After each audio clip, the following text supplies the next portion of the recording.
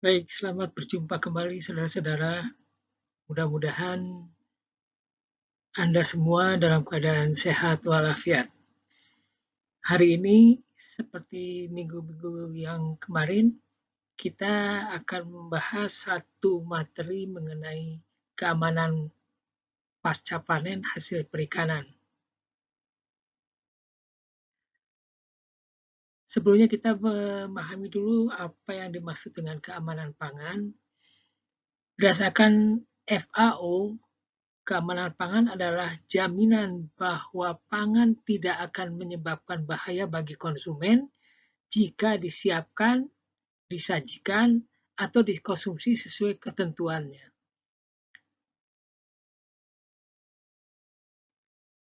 Kondisi saat ini, keamanan pangan itu sudah merupakan isu dalam perdagangan dunia. Jadi kalau kita hendak berdagang dalam skala internasional, maka keamanan pangan harus menjadi prioritas utama. Kemudian juga yang harus kita ketahui bahwa keamanan pangan itu merupakan tanggung jawab semua pihak, baik pemerintah, produsen, maupun konsumen. Berikut adalah beberapa kerugian yang diakibatkan oleh makanan yang tidak aman, yang terpaksa dibuang atau menyebabkan keracunan. Yang rugi adalah pemerintah, karena pemerintah harus mengeluarkan biaya untuk mengobati korban keracunan makanan.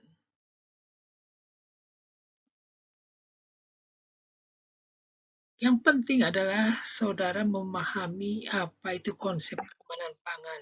Konsep keamanan pangan adalah upaya yang dilakukan untuk mencegah pangan dari kemungkinan cemaran fisik, kimiawi, atau biologis yang dapat mengganggu, merugikan, atau membahayakan kesehatan manusia.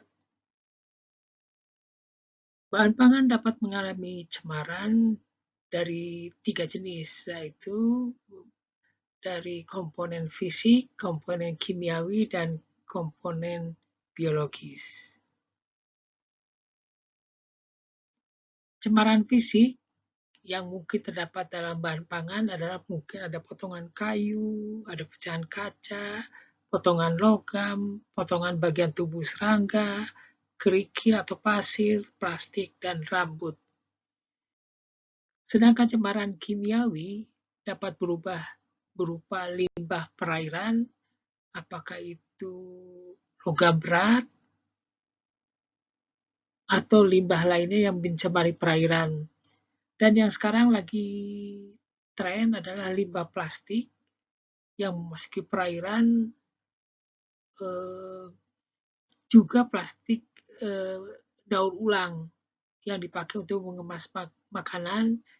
Dia mengandung dioksin yang juga bisa meracuni makanan yang kita beli.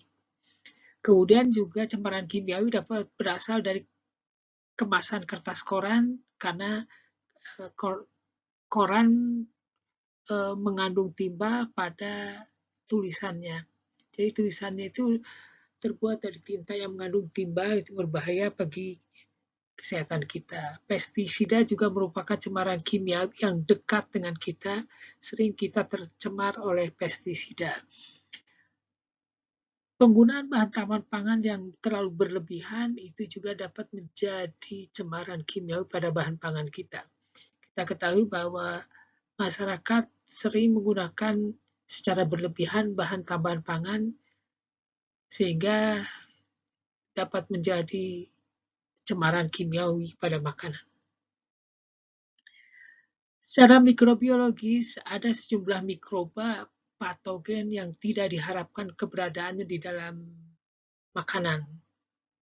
Di antaranya Salmonella, Clostridium perfringens, Staphylococcus aureus, Campylobacter, Escherichia coli, dan Listeria monocytogenes. Ini adalah mikroba-mikroba yang sering dijumpai kalau pada makanan kalau tidak bersih.